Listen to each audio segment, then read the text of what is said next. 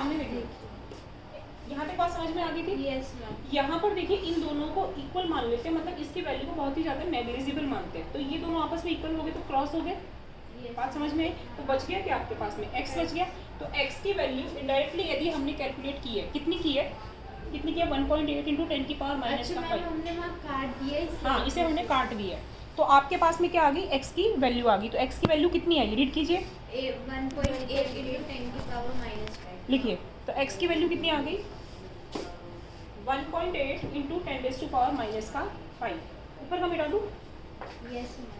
अब इससे आपके पास में ये वैल्यू बेटा किसकी आई है, x की। और x से शुरू में क्या था, h प्लस था। इससे हम सारे को हाँ जी, तो x की वैल्यू कितनी आई,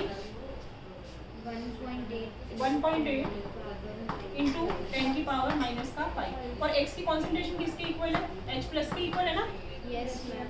तो h प्लस आयन की कॉन्सेंट्रेशन कितनी आई आपके पास, 1.8 इंटू 10 की पावर माइनस का 5 आई कि नहीं आई? Yes ma'am. प्लस तो आप इसका pH निकालेंगे, pH कितना आया, माइनस का log h प्लस, pH कितना आया, माइनस। अब इसका pH देखो कैसे निकालते हैं, थोड़ा सा मैं समझा देती हूँ, आज आप कम आए इसलिए अच्छे से। अब इसका यदि हमें pH निकालना हो तो देखो कैसे निकालेंगे, इस माइनस के log को हम इससे मल्टीप्लाई करेंगे, इस वैल्यू को हम यहाँ पे पुट कर देंगे, तो हमारे पास में क्या आ जाएगा, माइनस का log 1.8 इंटू 10 की पावर माइनस का 5। ये वैल्यू आ गई हमारे पास में।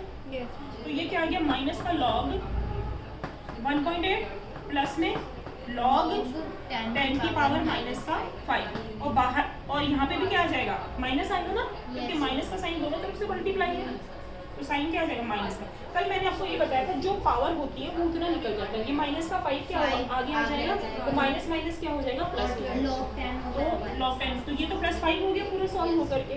अब log 1.8 की वैल्यू कितनी होती है, देखो log 2 की वैल्यू कितनी होती है, 0.3010। तो इसके थोड़े से कम मानेंगे हम, थोड़ा सा हमें क्वेश्चंस को ऐसे करना पड़ता है। बात समझ में आई कि नहीं, इसकी वैल्यू क्या है,